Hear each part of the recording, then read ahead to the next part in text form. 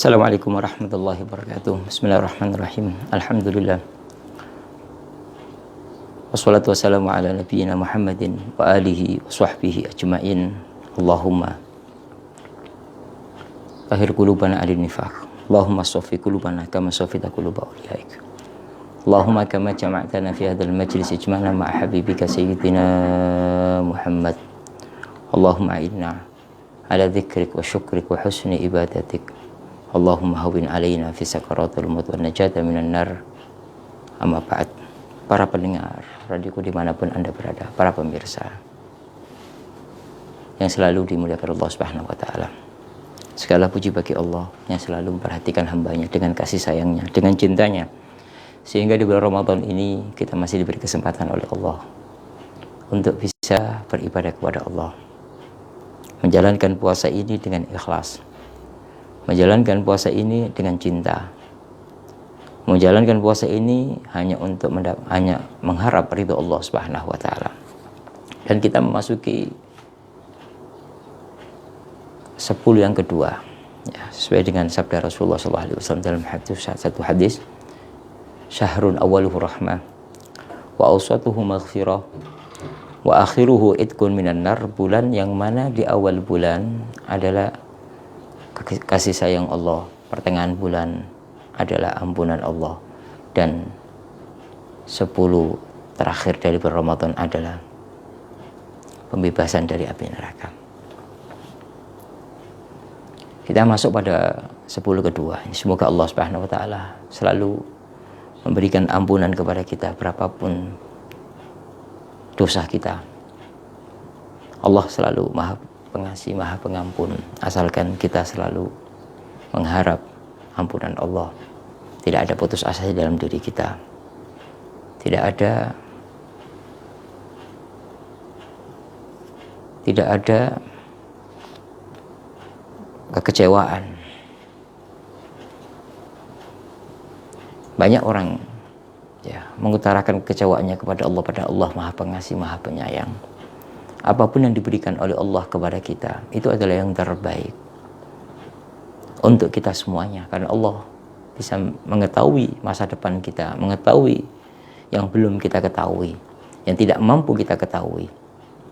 Oleh karena itu, menerima apa yang telah ditetapkan oleh Allah itu adalah yang terbaik, dan menjadikan kita pandai bersyukur kepada Allah Subhanahu wa taala. Para ulama membagi puasa itu ada 3 bagian. Ada puasanya orang umum, awam. Nah, ini, yaitu puasa yang sekedar membatalkan puasa saja. Nah, ini, jadi hanya sekedar untuk membatalkan puasa. Tidak dilihat dari sisi hikmah di balik puasa itu sendiri. Tidak melihat dari sisi keagungan puasa, tapi dia menjalankan puasa hanya sekedar untuk menggugurkan kewajiban yang diwajibkan oleh Allah Subhanahu wa taala. Sehingga puasanya tidak bisa merubah dirinya. Puasanya tidak bisa menjadikan dia lebih baik. Puasanya tidak bisa menjadikan dirinya al-muttaqin, hamba Allah yang bertakwa kepada Allah Subhanahu wa taala. Oleh karena itu, jangan sampai kita pada posisi yang pertama ini hanya sekedar menggugurkan kewajiban saja, sehingga puasanya pagi, siang, sore dipenuhi dengan tidur saja. Nah, ini tidak berusaha untuk memfungsikan atau menggunakan waktu puasa yang mulia ini untuk kebaikan, baca Al-Quran, berzikir, beribadah kepada Allah Subhanahu wa taala. Para pemirsa, para pendengar radioku dimanapun Anda berada. Kemudian yang kedua adalah shaumul khusus, orang-orang yang khusus. Nah, ini orang yang khusus, yang di hatinya ada sambung kepada Allah, di hatinya ada kecintaan kepada Allah Subhanahu wa taala, sehingga dia berpuasa bukan sekedar untuk menggugurkan kewajiban, tapi dia berpuasa dari maksiat, menjaga mata dari memandang yang haram, berusaha agar anggota tubuh ini ditasarrufkan, digerakkan untuk bisa berbuat kebaikan. Nah, ini berusaha benar, bersungguh-sungguh di dalam mengendalikan hawa nafsu. Hawa nafsu mulut biasanya ingin bicara, ingin mencaci maki, ingin menghina, dia kendalikan. Yang biasanya telinga mendengar sesuatu yang haram, sesuatu yang kurang baik, dia kendalikan, berusaha benar, ya, agar puasa yang dia lakukan ini bisa menjauhi dari maksiat Allah Subhanahu wa taala. Puasa dari maksiat. Nah, ini. Yang sebelumnya matanya memandang yang haram, melihat sesuatu yang diharamkan oleh Allah, telinganya mendengar yang haram, mulutnya berbicara yang haram. Tapi di bulan Ramadan dia berusaha benar dengan semaksimal mungkin, dengan cara menjauhi orang-orang yang menjadikan dia berbuat maksiat, menjauhi dari tempat yang dia berbuat maksiat, menjauhi dari sesuatu yang menjadikan dia berbuat maksiat. Dia berusaha semaksimal mungkin, bekerja keras agar bisa menjauhi itu semuanya, sehingga dia termasuk orang yang berpuasa, masuk kategori puasa khawas, menjauhi dari maksiat. Kemudian ada tingkatan yang ketiga, saumu khususil khus, orang khusus, lebih khusus lagi. Ini berkaitan dengan hati. Kalau tadi yang kedua, bagaimana dia menjauhi maksiat. Tapi yang ketiga ini hati. Menjauhkan di dalam hatinya selain Allah, yang ada hanya Allah. Dia berpuasa hanya karena Allah. Dia berbuat hanya karena Allah. Belajar diri, menata dirinya agar berbuat hanya karena Allah Subhanahu wa taala. Nah, ini. Berbuat kebaikan hanya karena Allah. Salat hanya karena Allah. Bersedekah hanya karena Allah. Pokoknya semuanya dia berusaha jangan sampai di hatinya ada selain Allah, dan dia mampu dan sampai pada hal tersebut, maka dia termasuk orang yang dekat dengan Allah, orang-orang yang khusus, bahkan lebih khusus, yang hatinya sambung kepada Allah Subhanahu wa taala. Dia tidak memandang dunia ini hanya yang adanya Allah. Tidak melihat apapun di dunia ini, hanya Allah yang ada dalam pandangan dia, di dalam hatinya. Dan ini tingkatannya sangat tinggi. Al-muqarrabina ilallah, orang yang dekat dengan Allah, yang hatinya sambung dengan Allah, yang hatinya penuh dengan kecintaan kepada Allah. Mudah-mudahan kita termasuk hamba Allah yang ketiga ini, ya, yang Allah cinta kepada kita. Banyak orang berusaha cinta kepada Allah, tapi Allah tidak cinta kepadanya. Berapa banyak orang yang ingin mendekat kepada Allah, tapi Allah menjauh darinya. Oleh karena itu kita jangan sampai masuk kategori orang yang kita mendekat kepada Allah sementara Allah menjauh dari kita. Tapi kita termasuk orang yang dekat dengan Allah dan Allah dekat dengan kita. Para pemirsa, para pendengar radioku dimanapun Anda berada. Kemudian pada beberapa minggu yang lalu kita berbicara tentang, ya, sunnah-sunnah di dalam puasa. Maka pada kesempatan kali ini kita akan membahas hal-hal yang berkaitan dengan makruhat, yang dimakruhkan di dalam berpuasa. Maksud dimakruhkan ini adalah jika dia berbuat tidak mendapatkan pahala, dan jika dia tidak mendapatkan dosa, dan jika tinggalkan juga tidak mendapatkan. Jika dia berbuat tidak mendapatkan dosa, nah ini tidak dosa. Kemudian kalau jika dia meninggalkan juga tidak mendapatkan, itu namanya makruhat. Nah, jika ditinggalkan mendapatkan pahala, itu makruhat itu, ya.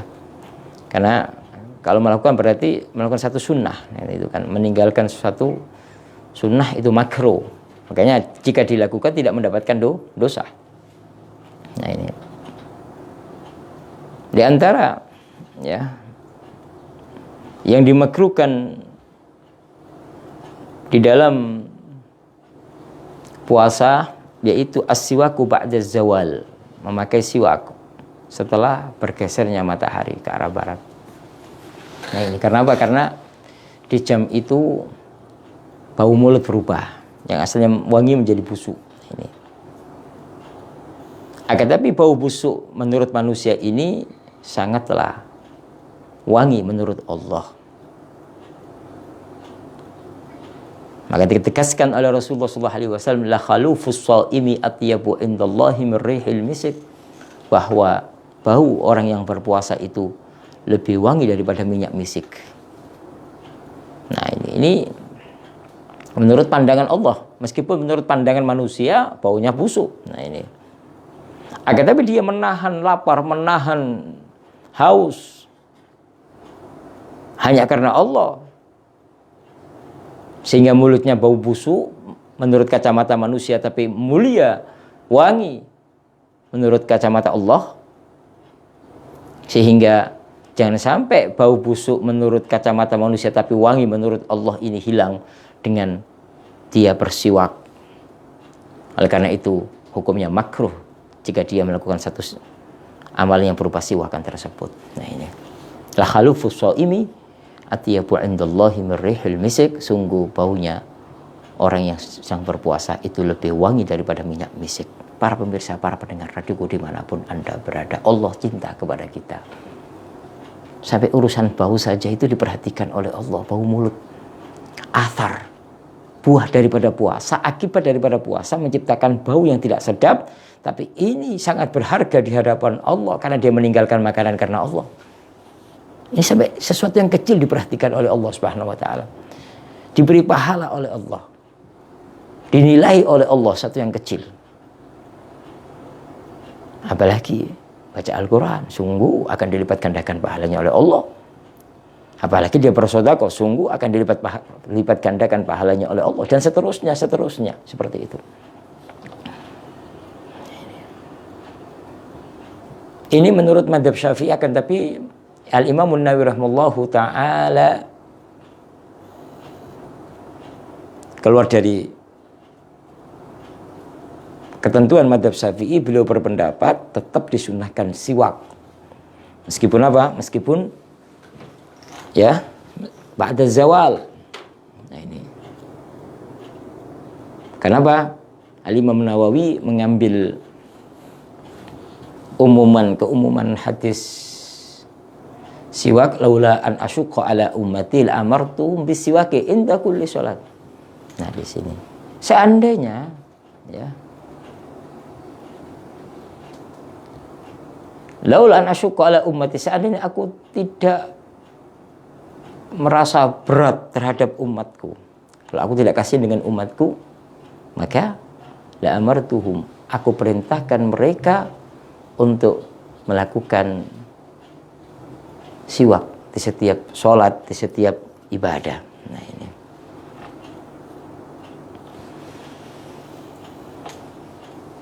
Oleh karena itu, apapun ya perbedaan pendapat ini, Anda bisa melakukan ya, mau mengikuti pendapat yang pertama atau pendapat yang kedua, tidak ada masalah. Para ulama mencetuskan satu hukum fikih berdasarkan dengan dalil Al-Quran atau Sunnah Nabi Muhammad SAW. Yang menjadikan berbeda karena pemahaman mereka.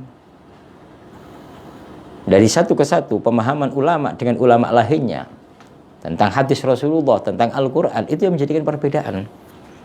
Nah, ini. Kemudian yang kedua adalah itu pekam, al-ihtijam atau pekam, mengeluarkan darah kotor di bulan Ramadan, di siang bulan Ramadan. Karena di saat diambil darahnya diambil, maka yang terjadi adalah hilang kekuatan. Nah, ini hilang kekuatan yang asalnya giat menjadi lemas. Maka sesuatu yang menjadikan orang itu lemas di saat dia berpuasa seperti pekam ini, maka hukumnya makruh, tapi tidak membatalkan puasa. Tadi saya katakan jika dilakukan tidak mendapatkan dosa. Nah, ini. Begitu juga pelakunya yang memekam itu juga hukumnya makruh, pelakunya yang dipekam dan yang memekam. Nah, ini. Karena Dihukumi makruh juga karena dia menciptakan orang lemas. Nah, itu menjadikan orang lemas. Sehingga kena hukum makruh, ya, tidak dibedakan antara pelaku ataupun yang dilakukan. Fa'il dan maf'ul itu tetap hukumnya kena hukum makruh. Nah, ini. Itulah indahnya Islam, agama Allah Subhanahu wa taala. Bagaimana menjaga kesehatan, menjaga kestabilan di dalam beribadah kepada Allah. Jangan sampai seseorang beribadah kepada Allah dengan lemas, tidak kuat, tidak ini. Yang ada adalah yas, yang ada adalah tidak bersyukur kepada Allah, tapi banyak penyesalan. Bahasa-bahasa yang kurang baik, mengeluh di saat dia beribadah kepada Allah Subhanahu wa taala. Oleh karena itu, ada kesunahan sahur. Itu tadi adalah apa? Untuk supaya ibadah dengan maksimal, dengan stabil. Ini berapa banyak orang tidak perhatian dengan urusan ini, padahal Allah perhatian diatur agar engkau beribadah stabil, beribadah tidak dengan cara yang lemah. Nah, ini agama Islam adalah agama yang kuat, agama yang indah, agama yang mengajarkan kesehatan. Nah, ini meskipun dalam puasa itu sendiri banyak hikmah, banyak nilai-nilai yang bisa diambil oleh seorang yang melakukan puasa dari segi kesehatan, akan tetapi di saat dia melakukan puasa dengan cara yang kurang baik, dengan cara yang menyakiti dirinya, itu dilarang di dalam syariat Nabi Muhammad SAW. Agama yang indah, agama yang mulia, itulah agama Islam, agama Nabi Muhammad SAW. Kemudian di antaranya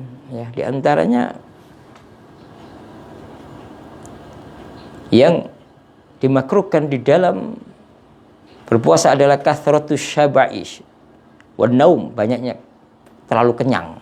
Nah, ini. Jadi orang berpuasa di saat mendekati waktu buka, yang muncul adalah hawa nafsu untuk makan banyak. Di depan ada makanan enak, ini semuanya ingin dimakan. Nah, ini. Sehingga berlebihan, terlalu kenyang, yang menjadikan dirinya lemas, menjadikan dirinya tidak giat lagi untuk beribadah kepada Allah. Padahal tujuan puasa adalah bagaimana puasa ini bisa memberikan motivasi untuknya bisa beribadah kepada Allah dengan baik, dengan sungguh-sungguh. Kok malah dengan puasa dia makin lemah beribadah kepada Allah Subhanahu wa taala karena banyak makanan tersebut, banyaknya makanan, banyaknya dia memakan ataupun berlebihan di dalam memakan makanan menjadikan dia terlalu kenyang sehingga malas untuk melakukan aktivitas sholat yang namanya sholat maghrib, sholat isya dan sholat taraweh, sehingga para ulama mengatakan itu hukumnya adalah makruh. Begitu juga banyaknya tidur. Dia tidak bisa menggunakan kemuliaan puasa ini dengan banyak tidur.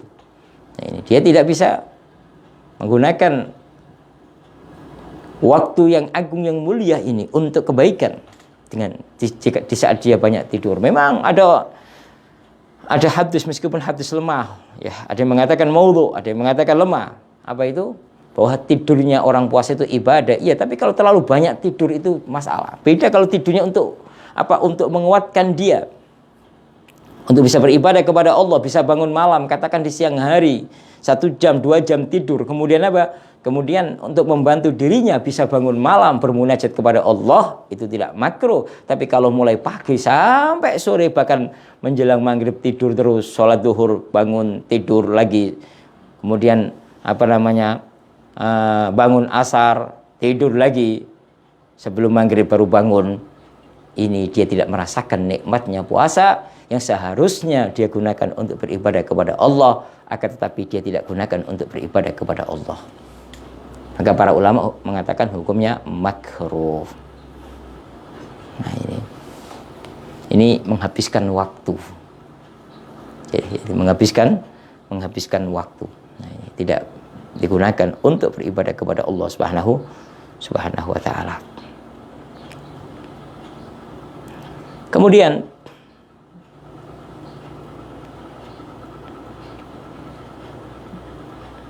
di antara yang dimakruhkan adalah memakan sesuatu yang mubah tapi berlebihan, tadi saya katakan. Menggunakan sesuatu yang mubah tapi berlebihan. Baik yang berupa makanan ataupun yang dipandang oleh mata, yang didengar, dipandang oleh mata. Anda bermain dengan mata Anda, main game, main itu, sesuatu yang mubah. Tapi kalau Anda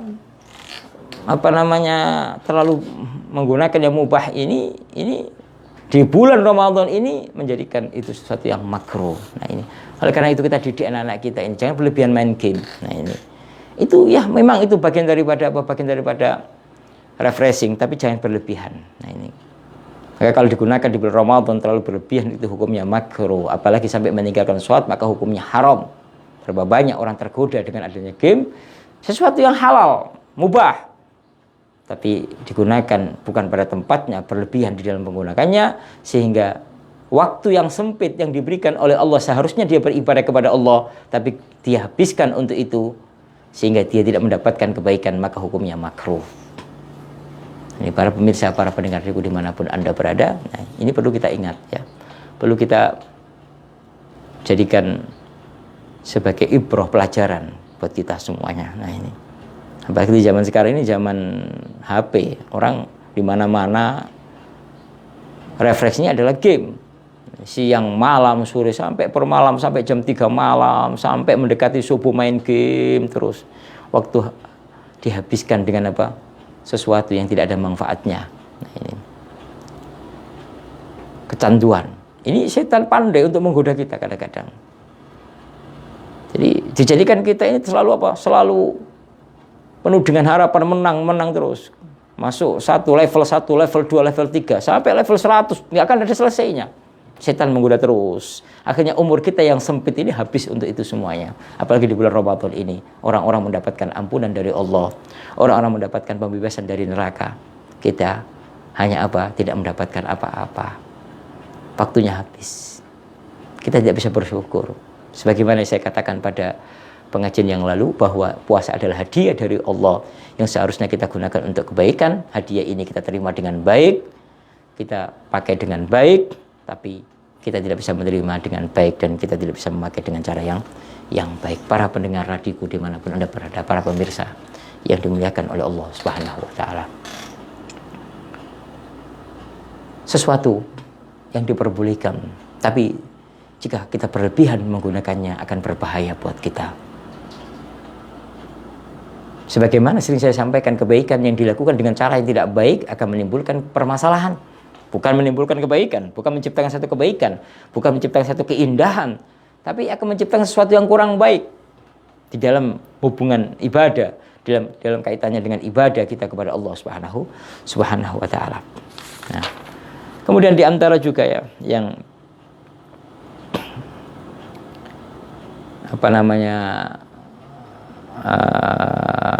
menjadikan puasa, menjadikan kita berbuat sesuatu yang makruh, yaitu berlebihan di dalam berkumur. Nah, ini. Berkumur berlebihan. Maka hukumnya makruh di saat kita puasa, ya. Kemudian di saat kita wudhu, kita berlebihan di dalam berkumur, itu hukumnya makruh. Nah, ini. Jangan banyak berkumur. Nah, karena kalau nanti air masuk ke dalam mulut, salah satu lubang 5 di antara mulut ini masuk ke dalam, nah ini akan membatalkan puasa kita. Maka hukumnya makruh menurut ulama. Nah ini, para pemirsa, para pendengar dimanapun Anda berada. Nah kemudian apa yang harus kita lakukan? Ya, itu adalah makruh dan banyak sekali, itu sebagian yang saya sebutkan. Nah sekarang apa yang kita lakukan? Ya kita tinggalkan makruh tersebut. Kita tinggalkan sesuatu yang haram. Nah, kita berusaha untuk melakukan sunnah Rasulullah SAW. Nah, seperti saya katakan, membaca Al-Quran, memperbanyak berzikir kepada Allah, memperbanyak membaca sholawat. Ini adalah pendidikan, pelajaran buat kita semuanya. Jadi, jangan dikira belajar itu hanya di kelas, di kampus. Tidak. Semua manusia dalam tingkatannya itu tetap belajar. Di Ramadan jadikan madrasah, tempat untuk kita belajar. Mau dokter, mau profesor, S1, SMA, ya, SMP, ya, sudah balik, jadikan Ramadan tempat belajar. Nah, ya. Kemudian juga yang harus kita lakukan di bulan Ramadan ini, ya, yaitu dekat dengan keluarga. menyayangi keluarga lebih daripada selain di bulan Ramadan. Cinta dengan keluarga lebih daripada di bulan Ramadan. Sayang, peduli dan perhatian. Semoga apa yang kita lakukan itu semuanya mendapatkan ridho dari Allah Subhanahu wa taala. Mendapatkan ampunan dari Allah Subhanahu wa taala. Dan kita cukupkan di sini apa yang saya sampaikan pada kesempatan kali ini. Mudah-mudahan Allah memberkahi kepada kita semuanya. Para pemirsa, para pendengar Deku dimanapun Anda berada, saya ingatkan kembali, ayo bergabung di Pondok Pesantren Nurul Hayat ini, berinfak sesuai dengan kemampuan Anda. Mungkin Anda tidak menjadi penghafal Al-Quran, tapi Anda bisa mendapatkan pahala penghafal Al-Quran jika Anda membantu mereka. Anda bukan orang alim, tapi Anda bisa mendapatkan kedudukan orang alim jika Anda membantu mereka, ikut andil dengan mereka. Makanya ayo kita bergabung di Pondok Pesantren Nurul Hayat ini, membangun ini dengan rasa cinta kita kepada Allah, peduli kita kepada agama kita yang kita bangun. Para pemirsa, para pendengar dimanapun berada, dan silakan mendaftarkan anak-anak Anda di Pondok Pesantren kami Nurul Hayat di Ketanggungan, ataupun di Al-Khairiyah, ataupun yang ada di Cibimbing Kuningan, ataupun yang ada di Pembedilan. Ya, semoga anak-anak kita jadikan oleh Allah anak yang soleh, yang solihah, anak yang menjadi penerus perjuangan Nabi Muhammad SAW. Para pemirsa, para pendengar Deku dimanapun Anda berada, nah ini ada pertanyaan yang datangnya dari jamaah. Assalamualaikum warahmatullahi wabarakatuh. Bagaimana hukumnya kalau seseorang puasa full 30 hari tapi tidak melaksanakan sholat fardu dan waktu dan sholat taraweh? Nah ini, jadi seseorang di saat ingin ibadahnya diterima oleh Allah, ya, dia harus menjauhi maksiat,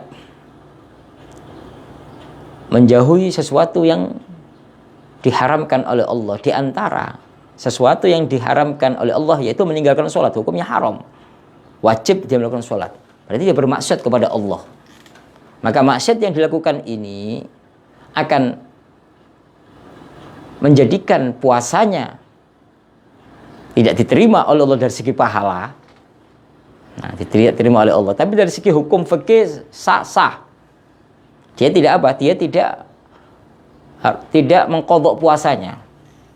Ya, tapi dari segi pahala dia tidak mendapatkan apa-apa. Karena dia melakukan beribadah kepada Allah dengan bermaksiat kepada Allah Subhanahu wa taala. Nah, ini. Jadi ibadah puasa sendiri, ibadah sholat sendiri. Nah, ini. Akan tapi di saat ada orang yang sedang berpuasa Ramadan, kemudian dia meninggalkan kewajiban lain seperti puasa, seperti sholat, maka akan mengganggu dari sisi pahala, akan mengganggu dari sisi Allah menerima atau tidak. Nah, ini. Tapi dari segi kesahnya tetap sah. Nah, seperti ada orang yang ahli sholat, tapi ahli ibadah, tapi dia mencuri. Dia mencuri. Dia berzina. Na'udzubillah min dzalik. Maka sholatnya secara sholat sah. Tapi apakah sholatnya itu diterima oleh Allah, mendapatkan pahala? Tidak. Karena dia bermaksiat. Bagaimana dia beribadah kepada Allah kemudian dia bermaksiat? Nah ini sama. Dalam kasus puasa ini, dia puasa Ramadan 30 hari penuh, tapi dia bermaksiat kepada Allah dengan cara meninggalkan sholat. Jadi bermaksiat kepada Allah, maka puasanya tidak diterima oleh Allah. Tapi dari sisi kewajiban dia telah melakukan satu kewajiban, gugur kewajibannya. Nah ini. Adapun sholat tarawih adalah sholat yang disunnahkan. Nah ini, sholat yang disunnahkan di dalam syariat Rasulullah SAW. Nah ini, madzhabul arba'ah, Imam Malik, Imam Abu Hanifah, Imam Malik, Imam Syafi'i, Imam Hambali, mereka mengatakan bahwa rakaat sholat tarawih adalah 20 rakaat. Berdasarkan dengan apa yang dilakukan oleh Sayyidina Umar radhiyallahu anhu, yaitu apa? Yaitu Sayyidina Umar mengumpulkan para sahabat Nabi untuk melakukan sholat tarawih dengan jumlah 20 rakaat dipimpin oleh satu imam. Kemudian beliau mengatakan, nikmatul bid'atu hadhi, sebaik-baik bid'ah sesuatu yang baru ini adalah ini. Dan Rasulullah mengatakan kepada kita, memerintahkan kepada kita, alaikum bisunnati wa sunnati khulafair rasyidin, addu 'alaiha bin nawajid. Engkau harus mengikuti sunnahku dan sunnah khulafaur rasyidin, dan engkau harus memegang erat-erat. Pegang erat-erat, dan sampai Anda memegang tidak dengan erat-erat. Nah, di sini ya. Jadi hukum daripada sholat tarawih adalah sunnah. Nah ini. Nah, adapun rakaat, ada yang melakukan 9 rakaat, 8 rakaat, 10 rakaat, 20 rakaat, itu enggak terlalu, enggak ada masalah ya. Yang penting Anda orang sholat tarawih, yang bermasalah enggak mau sholat tarawih itu bermasalah. Yang hanya ngajak debat terus, tapi tidak pernah beribadah kepada Allah Subhanahu wa taala. Akan tapi jika Anda ya melakukan sholat tarawih sudah dengan keyakinan yang Anda yakini, dengan madhab yang Anda ikuti, nggak ada masalah. Tapi jangan mencaci maki orang yang sholat tarawih 20 rakaat. Yang 20 rakaat tidak boleh mencaci maki orang sholat tarawih 8 rakaat, sesuai dengan pendapatnya masing-masing. Inilah yang namanya kebebasan di dalam melakukan beribadah kepada Allah Subhanahu wa taala. Nah ini, yang penting beribadah kepada Allah. Nah ini. Mempersatukan umat Islam lebih penting daripada perbedaan ini. Nah ini. Jangan ada fanatik di antara kita. Sudah. Islam agama yang luas, yang indah. Nah ini, sampai kapan kita berdebat? Sampai kapan kita bertengkar? Nah, urusan-urusan kayak gini. Nah, kita harus berusaha untuk membuka luas hati kita, menerima dengan perbedaan ini, dan ini adalah satu ketentuan dari Allah Subhanahu wa taala. Ayo kita belajar untuk lapang dada untuk menerima perbedaan ini. Maka Islam, kita akan melihat Islam penuh dengan keindahan. Islam itu dibangun dengan indah. Tapi ini dari kita ini ya, yang menjadikan tidak indah itu karena kita. Nah, memandang Islam dengan cara pandang kita, kemudian mewajibkan orang lain harus dengan cara pandang kita. Nah ini yang salah. Tapi dengan ini Al-Quran dan Sunnah Rasulullah. Ya, Al-Quran dan Sunnah Rasulullah menurut pemahaman Anda. Nah, seseorang boleh mempunyai pemahaman masing-masing. Ulama ini boleh mempunyai pemahaman, ulama ini boleh mempunyai pemahaman. Anda tidak boleh mengklaim bahwa sunnah itu milik Anda, Al-Quran hanya milik Anda, milik umat Islam semuanya. Dan para ulama dengan kealiman mereka, dengan keilmuan mereka, dengan dengan kepandaian mereka, nah itu mengkaji Al-Quran, memahami Al-Quran, memahami sunnah Rasulullah SAW, ya, itu dengan pendekatan yang berbeda-beda, dengan pemahaman yang berbeda-beda, dan itu yang menjadikan Islam itu indah. Nah ini. Tapi sekarang masalahnya kan mazhab Syafi'i fanatik dengan mazhab Syafi'inya, mazhab Hambali fanatik dengan mazhab Hambalinya. Menyalahkan satu sama lainnya tidak boleh. Tapi Anda juga harus tahu Anda tinggal di mana. Kalau Anda tinggal di Indonesia ya mazhab Syafi'i, jangan aneh-aneh mendatangkan sesuatu yang lain, akan menimbulkan kekacauan. Sama Anda di Mekah atau di masjid atau di Mekkatul Mukarramah, Haramain, Makkah, Madinah, mereka rata-rata mengikuti mazhab Hambali, sudah ikuti aturan mereka. Ini adalah menghormati, bentuk penghormatan. Dan sampai terjadi perpecahan gara-gara urusan ini. Kembali yang ingin saya sampaikan, sholat tarawih hukumnya sunnah, tidak wajib. Maka jangan diperdebatkan. Yang sholat tarawih 20 rakaat itu punya hujah, punya dalil. Dan itu awal bagaimana Wali Songo mengajarkan kita di saat mereka menyebarkan Islam ke Indonesia ini, mengajarkan kita sholat 20 rakaat karena madhab mereka adalah madhab Syafi'i.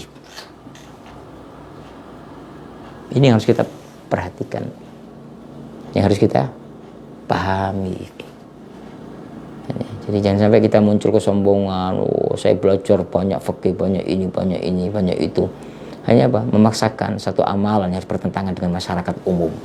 Ini kurang bijak, kurang baik di dalam beragama, di dalam bermasyarakat, di dalam menampilkan syariat Nabi Muhammad SAW. Para pendengar, para pemirsa, dimanapun Anda berada, semoga Allah Subhanahu wa taala memberikan keberkahan kepada kita semuanya. Nah, mungkin ini kita cukupkan kajian pada sore hari ini di sini ya. Nah, kemudian kita tutup dengan doa ya. Semoga Allah Subhanahu wa taala mengampuni dosa-dosa kita semuanya ya. Dan kita selalu mohon kepada Allah ya, agar diberi kekuatan oleh Allah umat Islam Indonesia sedunia ini untuk bisa menjalankan puasa dengan baik, sehingga kita akan mendapatkan satu kedudukan yang sangat mulia, yaitu pembebasan api neraka dari Allah Subhanahu wa taala. Wallahu a'lam bissawab. Bismillahirrahmanirrahim. Alhamdulillahirabbil alamin. Wassalatu wassalamu ala sayyidina Muhammadin wa alihi wa sahbihi ajmain. Allahumma inna nas'aluka ridhaka wal jannah wa na'udzubika min sakhatika wan nar.